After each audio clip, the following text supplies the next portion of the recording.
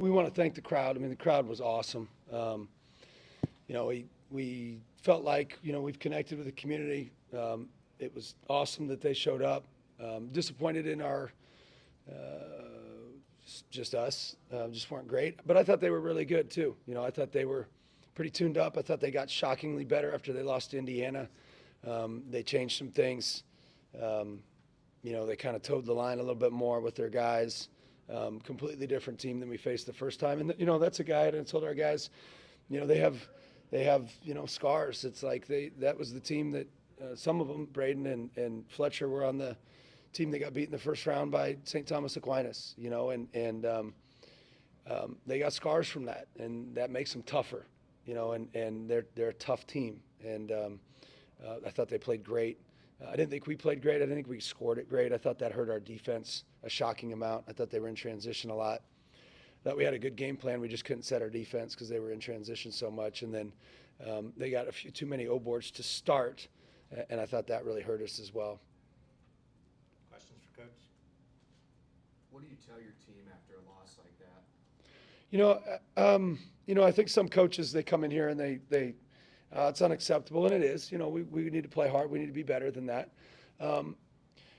But you don't sit here and say, like, I'm embarrassed, because I'm not. Like, I'm not embarrassed. They kicked our butt for us. I'm not embarrassed. Like, it's a part of the process. It's a part of it. I don't like it.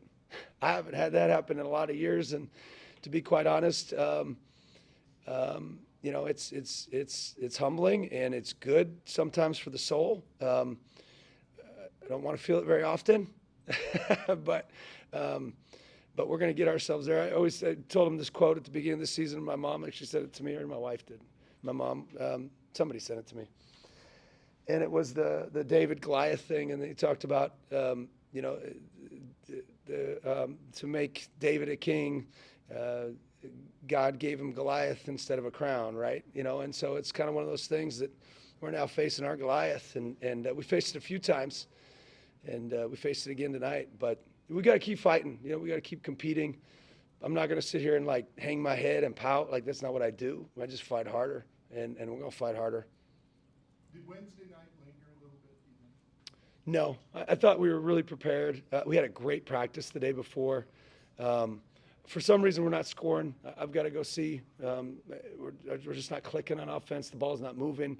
We get in the paint, and we should pass, and we try to shoot it, and as you take a contested at the rim shot and you miss it, that's a turnover. Layups that you miss are turnovers, and they get out in transition, and then we couldn't set our defense, and then you got problems. Coach, Matt Painter came in here and he said that last time you felt like they paid attention too much to Benesturts and let the others beat them. How do you feel like that changed today, if at all? I thought they still paid attention to him. A good amount. I thought that they've gotten better defensively since the first time we played them. I thought they kind of hit a little stretch where they just weren't them. And then I think it was right after that Indiana loss, they changed. Like, something changed, something clicked. And that's experienced guys. That's guys who have been in your program for 4 years. And you could see a change in what they've been doing, just physically, just everything. Can you pinpoint why there's been such the shooting struggles have been the way that they have the last few games? Man, I wish I could. We're probably not passing it. My guess is we're not passing it like we should. My guess is they're adjusting coverages and we dribble too long instead of getting to the next action. Ours depends on next actions. We just didn't do a good job of seeing the floor and making those decisions and passes. In that same vein, Ben, another game where I think you guys went 5 minutes without scoring. Is it the same thing? Do you feel like your guys are not passing the ball quite like you need to? Do you feel like, so many shots rimmed out today too? Yeah, we missed some bunnies. Yeah, and we missed some open threes. Yeah, that's part of it. But, I think it's probably just the lack of flow is probably what it is. Because you can say, I don't like the, we miss shots thing, meaning I don't like to blame it on that, if that makes sense.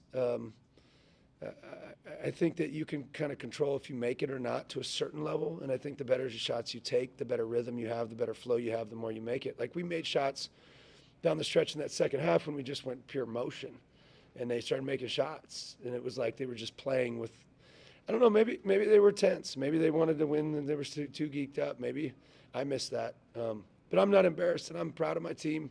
I'm not proud of our performance tonight whatsoever. I am ready to fight, and we're gonna fight, and that's what we do. You mentioned that you've been trying to find ways to get Trevin into the lineup. What did you see out of his minutes, and why did you put him in as early as you did today? We just weren't going. And I was like, hey, he moves the ball. He's an elite offensive player. Thought he was 0 too when wasn't he in the first half? He was an even. In the first half, he was even when he came in. So I thought he was good. I thought defensively he was a little bit, behind a little bit, but offensively he's really good. He's a good player. Coach, I'm sure you're familiar with Bart Torvik's efficiency metrics. They have you outside the top 160 in defense in the last month. Heading into tonight, what do you attribute that to, and how can that be addressed moving forward? Yeah, that's a good stat.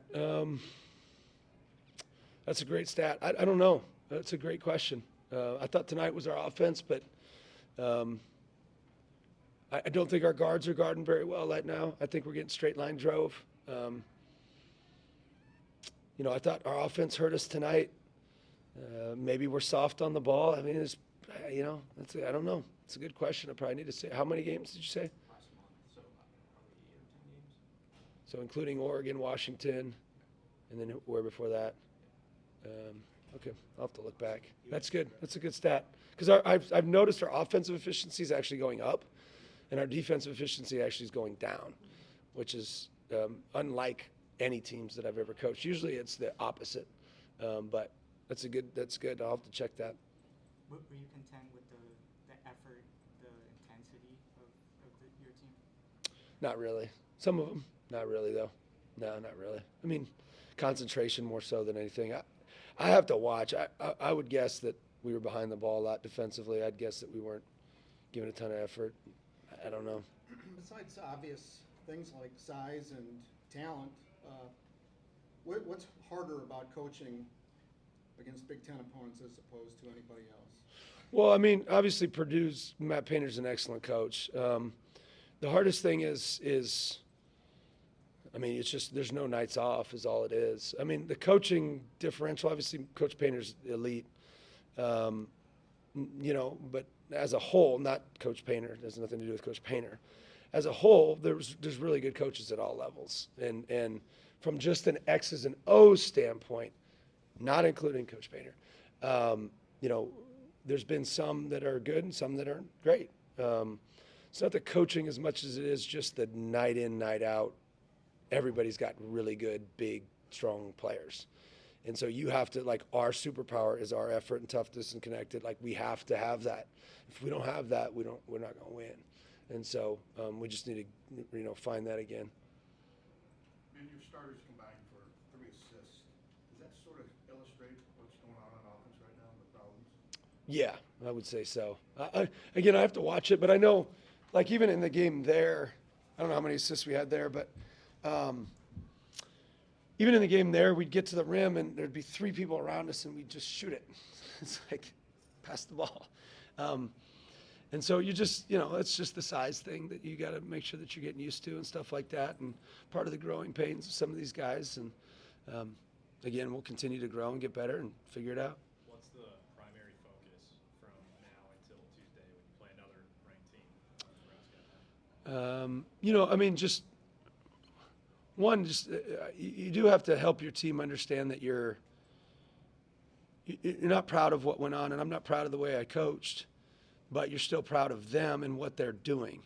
And I don't know that many people realize, I think a lot of people do, you guys do, you guys have been great, 13 new guys, completely revamping a program that down the stretch had its struggles, completely trying to reinvigorate a fan base, completely try to do that in an NIL era. These guys have done a great job of that, and they continue to do that. And, they earned the right to play in front of a crowd, which was awesome. And they didn't play their best. And that's okay. Like, it's not okay. But it's one of those things that, like I've said before, like, sometimes you have to go through those things to try to get what you want, which is ultimately the crown, which we talk about, not, in the future, and try to build the program the way it's supposed to be. So I knew it was going to be tough when I came here. So I'm not surprised. I would like it to be exactly like it was at Drake last year, and it was trending that direction. And then we got our butts kicked, and so it's not that direction right now. So we just need to recalibrate and continue to fight, continue to grow, and get better. Would you say you don't feel like you're proud of how you coach? I'm just curious. Can you expand on that a little bit more? Was it just some decisions you made? Was it just the energy that you felt like you had? I was pretty dialed in today. I'm not gonna lie. That was probably one of the better scouts I've had. So, or we've had. I was pretty dialed in. But obviously I didn't do the right things because our team didn't perform. So ultimately it's my fault. If your team doesn't perform, it's my fault. That's the nature of being the coach. And so there's no one else that you can blame other than me. And it is what it is. I didn't have them ready, and it's my fault, and I need to fix it. There's a lot of guys on this team, mostly from Drake, that haven't done a lot of losing in their college careers. How do you make sure that they handle this the right way? Yeah, they will. They're kids that fight. You know, they fought down the stretch. Well, I don't. They will. Bennett hasn't lost a lot. You know, I haven't lost a lot. There's a lot of guys that haven't lost a lot. So, just again though, like sometimes these scars are what gets you. You know what they look like now. You know, sometimes that's what you have to go through. Unfortunately, I wish I didn't have to ever. I wish it was all easy. It was for a lot of years, but. Thanks, Coach. Thanks, guys. Thanks.